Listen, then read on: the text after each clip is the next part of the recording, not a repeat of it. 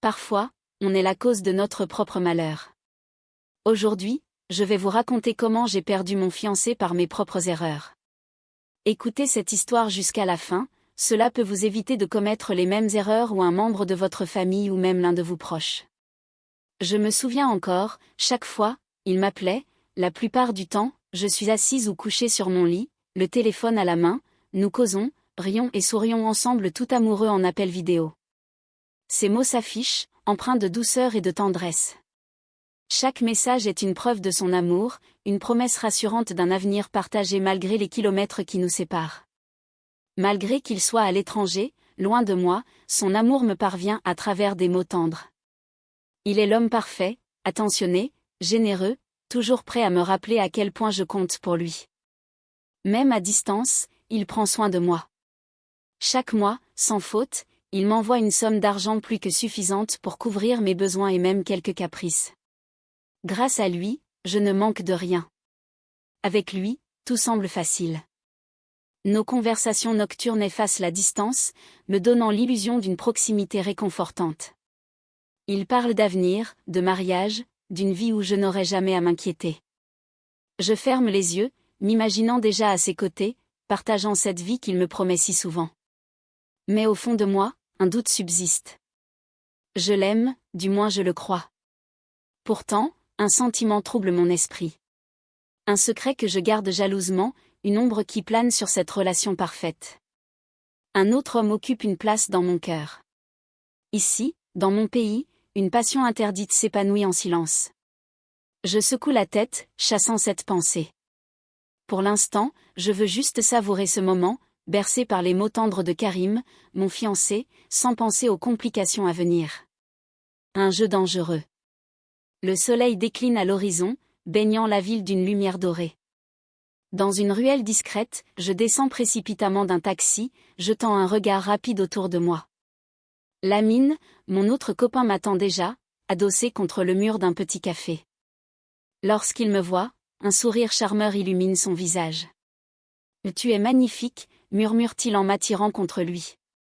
Son odeur, un mélange de musc et de tabac, m'enveloppe. Mon cœur bat plus vite. Avec lui, c'est différent.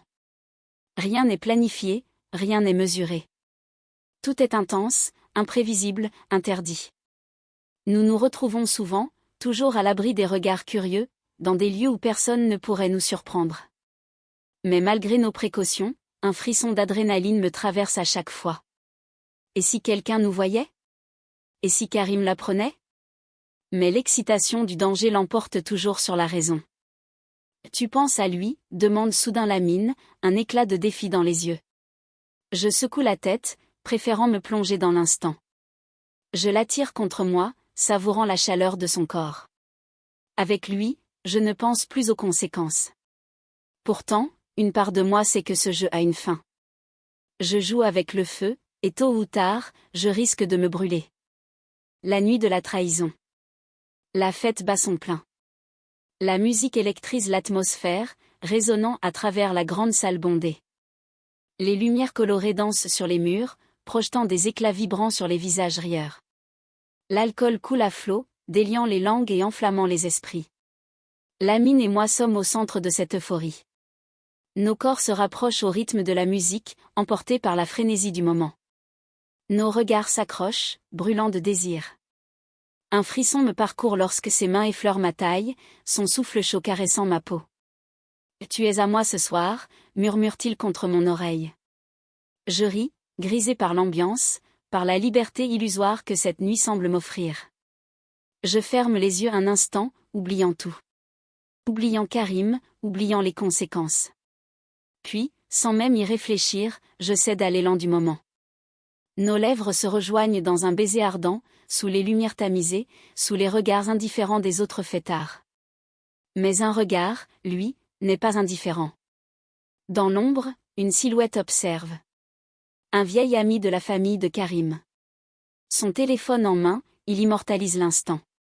Il ne cherche pas à se cacher, il sait ce qu'il fait. La trahison est désormais scellée. Le lendemain matin, mon téléphone vibre sur la table de chevet. Encore embrumé de sommeil, je l'attrape et jette un coup d'œil à l'écran. Mon cœur se serre. Karim. Une appréhension glaciale s'empare de moi. Mes doigts tremblent alors que j'ouvre le message. Une série de photos s'affiche. Mon souffle se coupe.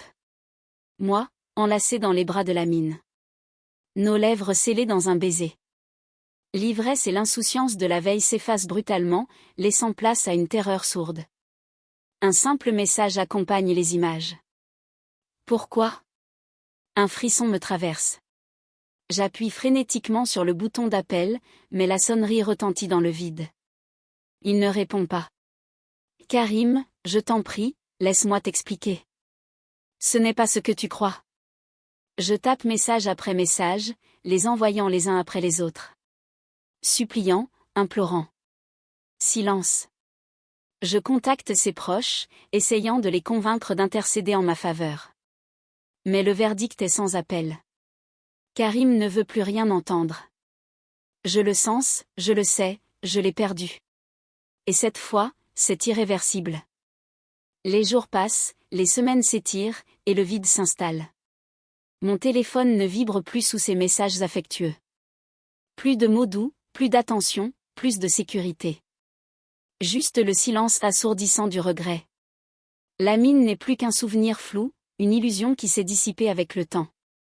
Il n'y a plus de passion, plus d'excitation. Seulement une solitude oppressante et un goût amer dans la bouche. Je repense à Karim, à son amour sincère, à ce que nous aurions pu être. J'ai joué, j'ai perdu. Il ne me reste que des souvenirs et une douleur lancinante.